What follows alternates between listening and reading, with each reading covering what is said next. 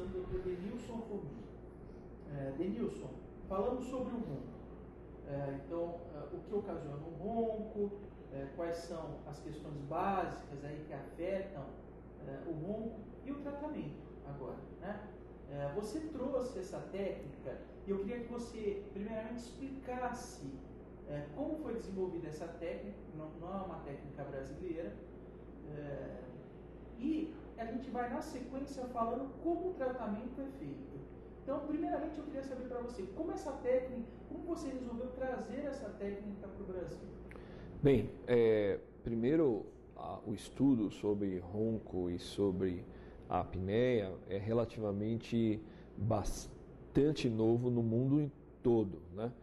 E nós começamos a estudar essas questões de técnicas de tratamento efetivamente com novos procedimentos em 1995.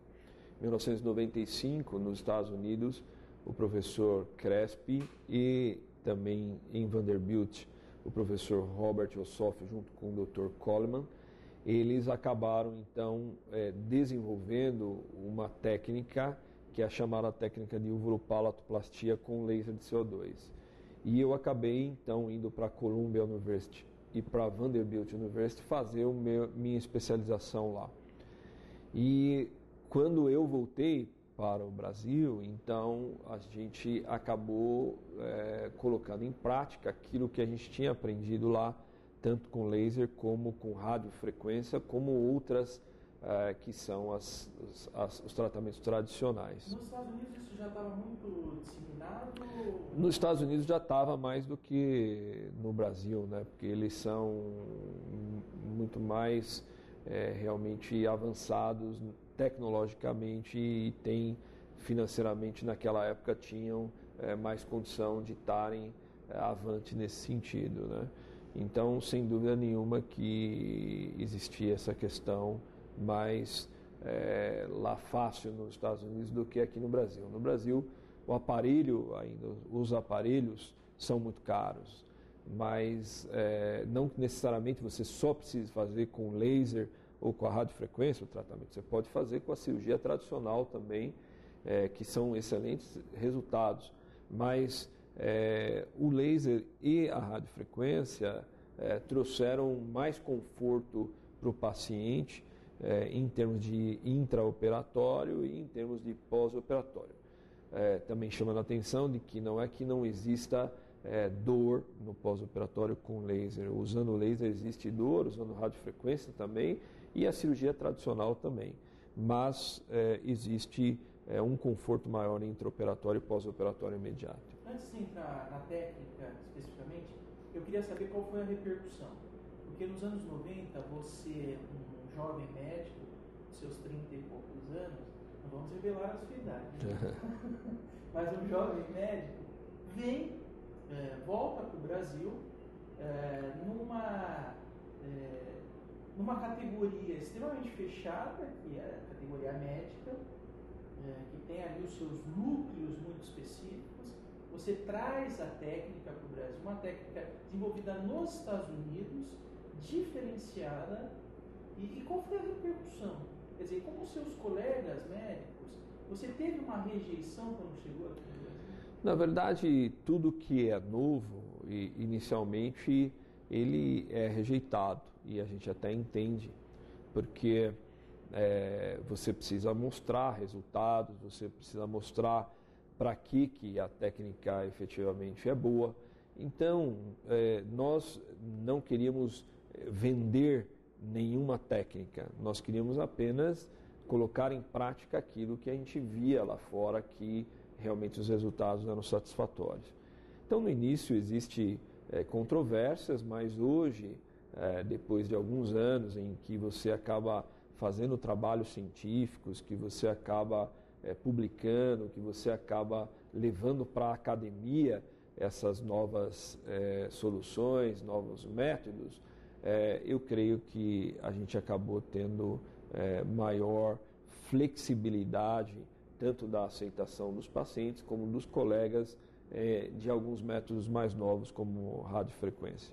Denilson, como é feita a cirurgia laser?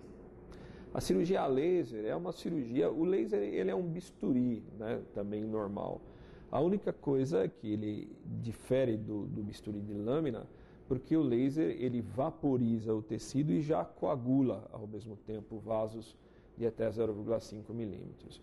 E o bisturi de lâmina ele corta e não vaporiza aquele tecido, portanto você tem que dar pontos depois que você faz a incisão.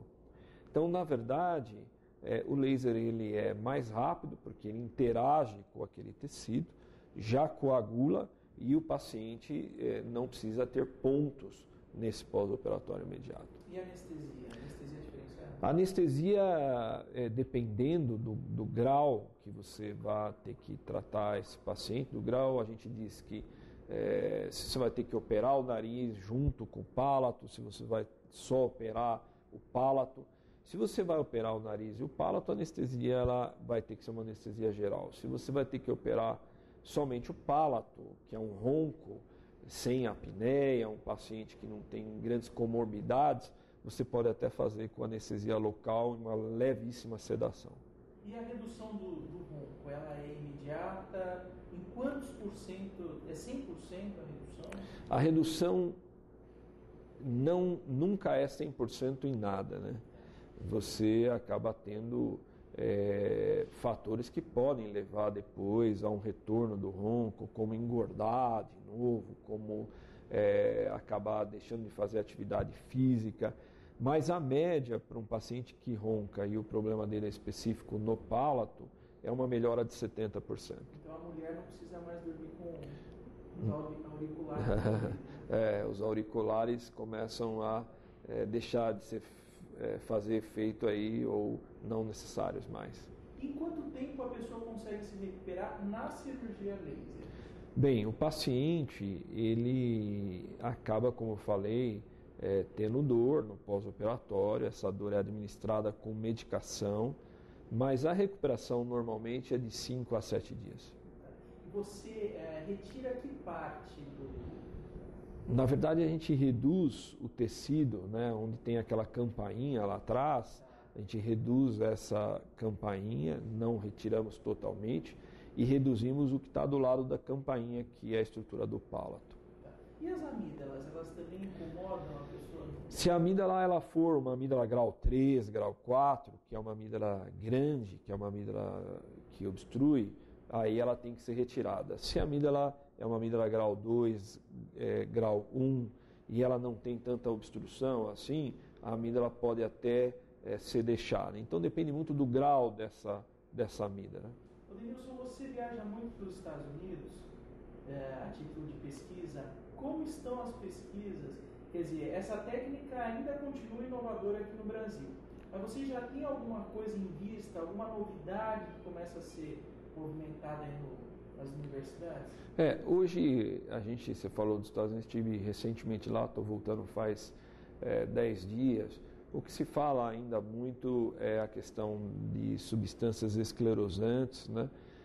O que se fala muito são alguns implantes nessas estruturas flácidas, que aqui a gente ainda não faz, mas existem pesquisas futuras que vão trabalhar mais especificamente essas questões da flacidez, sem uma necessidade tão invasiva do procedimento cirúrgico, né? O Dr. Denilson Fomin é um dos maiores pesquisadores especialistas, não só do Brasil, mas também tem trabalhos publicados fora e está frequentemente nas universidades norte-americanas. Como como o tempo dele é muito curto, tanto aqui no Brasil quanto lá fora, pelas viagens que você faz, etc., nós resolvemos fazer 2 programas com o Dr. Denilson Fomin. Então nós vamos fazer esse programa sobre o ronco e na próxima semana você vai acompanhar um programa sobre a apneia. Então a gente vai continuar entrevistando o Dr. Denilson Fomin na próxima semana. Denilson, eu quero te agradecer por este programa e na próxima semana a gente volta para fazer mais uma entrevista com você. Muito obrigado. Obrigado pela oportunidade. E eu espero que vocês nos acompanhem na próxima semana. Muito obrigado e até a próxima.